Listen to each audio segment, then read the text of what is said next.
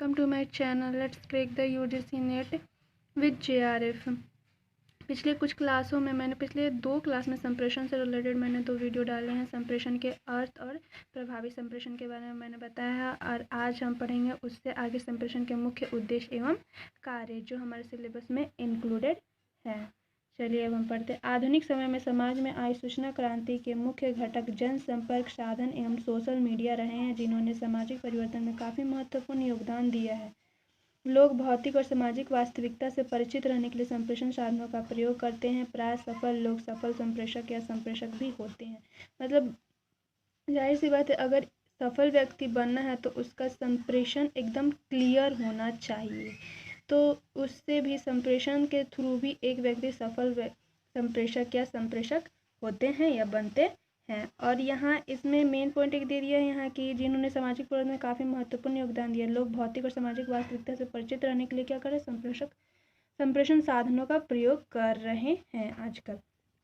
अब इसके कार्य के बारे में हम आगे पढ़ते हैं पॉइंट बाय पॉइंट, जिसमें पहला दिया हुआ है सूचना स्वयं को अवगत रखने और निर्णय लेने के लिए सहायक होती है।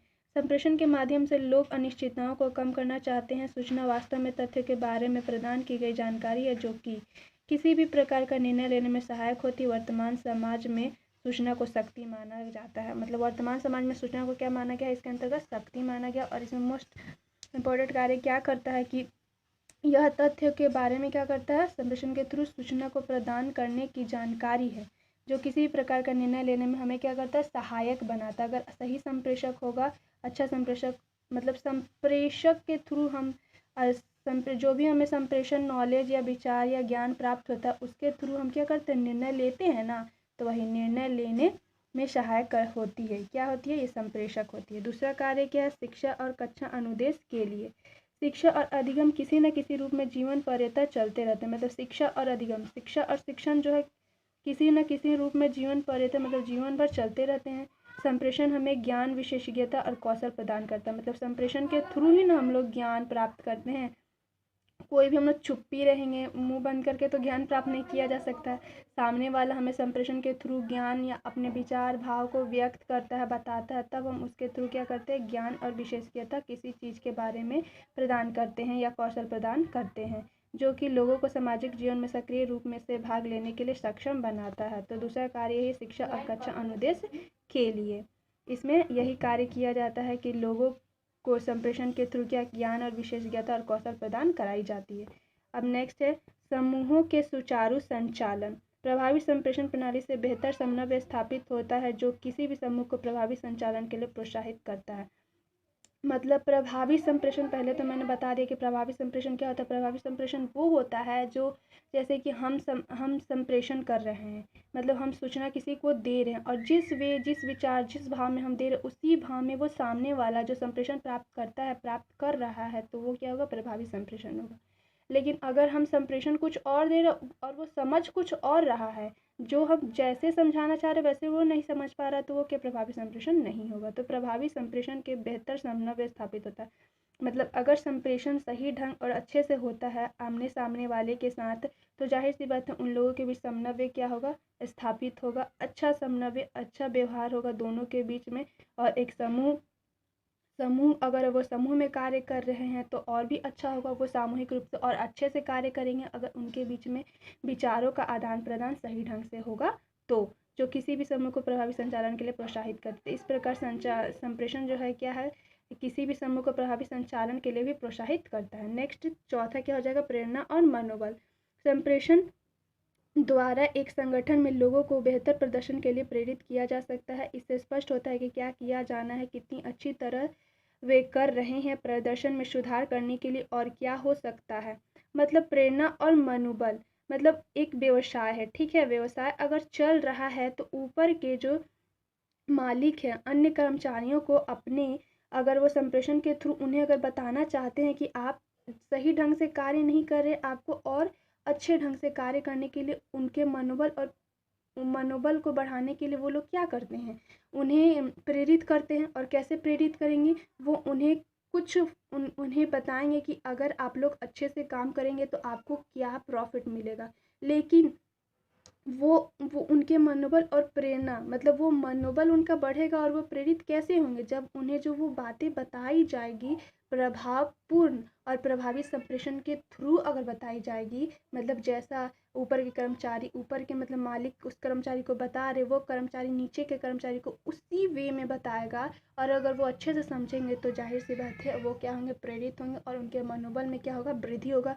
और अगर वो प्रेरित होंगे और उनके मनोबल में वृद्धि होगा तो वो लोग क्या करेंगे, व्यवसाय में जो काम कर रहे हैं अच्छे ढंग से करेंगे, प्रेरित पूर्ण करेंगे। और जो भी आगे देख सकते हैं दिया विशिष्ट लक्ष्य को स्थापित करना, लक्ष्य की प्राप्ति करने के लिए हुई प्रगति पर प्रतिपुष्टि, वांछित व्यवहार के सुदृढ़ीकरण की दिशा, इन सब बातों के लिए संप्रेषण की आवश्यकता होती है। मतलब जैसे कि मैंने बताया ही, एक व्यवसाय है और उस व्यवसाय, अगर वो व्यवसाय बना है, वो बिजनेस चल रहा है, तो जाहिर सी बात है उसका कुछ ना कुछ लक्ष्य होगा ही।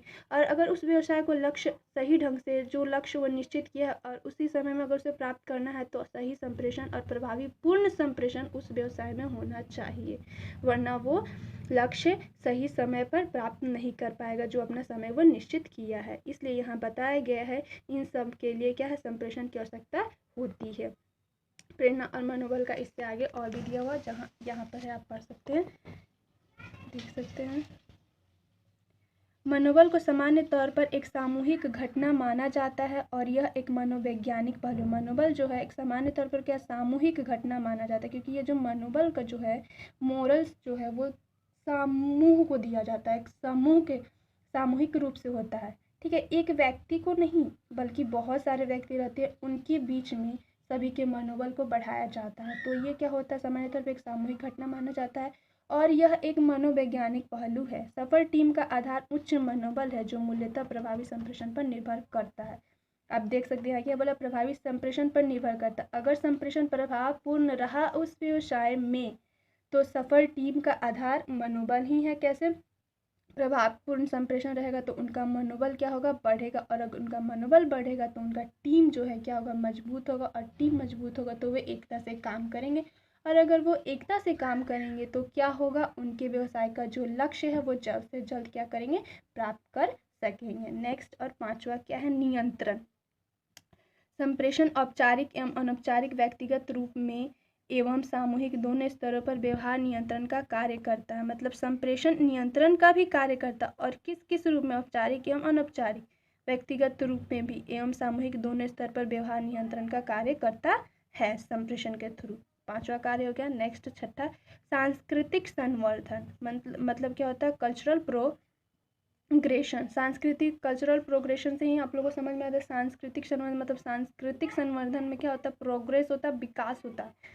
किसके थ्रू, संप्रेषण के थ्रू भी ये कार्य होते हैं। कैसे होते हैं आप लोग देख सकते हैं। संप्रेषण सांस्कृतिक मूल्यों को बनाए रखने एवं उनके सृजनात्मक संवर्धन के लिए अवसर प्रदान। मतलब संप्रेषण के थ्रू क्या होता है, जो सांस्कृतिक कल्चरल जो मूल्य, कल्चरल जो है हमारे सांस्कृतिक जो नीतियाँ नियम है, उन लोगों को ये क्या करता है, बनाए रखता है, उन्हें बिगाड़ता नहीं है। उनकी जो पहले की नीतियाँ हैं उन्हें वो भूलने नहीं देता है संप्रेषण के थ्रू। जैसे कि संप्रेषण के थ्रू ही ना हम पुराने लोगों, पुराने विचारों और पुराने जैसे महात्मा गांधी हो गया, पंडित जवाहरलाल नेहरू हो गया, तो हम ये सब बातें जो सांस्कृतिक है, पुरानों के बारे में है, तो ये सब हम लोग कैसे जानते हैं, संप्रेषण के थ्रू ही जानते हैं। तो इस प्रकार संप्रेषण क्या सांस्कृतिक मूल्य को भी बनाए रखने एवं इनके सृजनात्मक संवर्धन के लिए अवसर प्रदान करता है। अब नेक्स्ट और लास्ट क्या है, सामाजिक एवं राष्ट्रीय एकता, सोशल एंड नेशनल इंटीग्रेशन। संप्रेषण समाज के एकीकरण के लिए अत्यंत आवश्यक है। इससे लोगों में एक दूसरे के प्रति सहिष्णुता का विकास होता है। मतलब सही संप्रेषण एक दूसरे के बीच में होता है। जाहिर सी बात है कि अगर हमारे बीच और हमारे सामने वाले का भी संप्रेषण सही हुआ, अगर तीसरा कुछ भी कह रहा, मतभेद डाल रहा, तो हमारे बीच में नहीं होगा मतभेद, क्योंकि हम दोनों ने जो भी संप्रेषण किया क्लियर किया है, आमने सामने किया, और उसने जिस विचार में मुझे संप्रेषित किया उसी प्रकार मैंने उसके संप्रेषण को क्या किया है, प्राप्त किया है, तो हमारे बीच में कोई मतभेद होगा ही नहीं। तो इस प्रकार संप्रेषण समाज के एकीकरण के लिए अत्यंत आवश्यक है। इससे लोगों में एक दूसरे के प्रति सहिष्णुता का विकास होना, मतलब एक दूसरे के प्रति सहिष्णुता मतलब सम्मान का विकास होता है। आज का वीडियो मैं यहीं पर समाप्त करती हूँ एंड प्लीज़ गाइस, अगर मुझसे कोई भी गलती हुई हो तो आप लोग कमेंट करके ज़रूर बताइएगा कि मुझसे ये गलती हुई है। नेक्स्ट वीडियो में मैं उसे सुधारने की कोशिश करूँगी। और बहुत लॉन्ग वीडियो हो गया, इसके लिए सॉरी। मैं ज़्यादा लॉन्ग करना नहीं चाहती, बहुत जल्दी जल्दी बताई हूँ, फिर भी लॉन्ग हो गया, 10 मिनट का हो गया।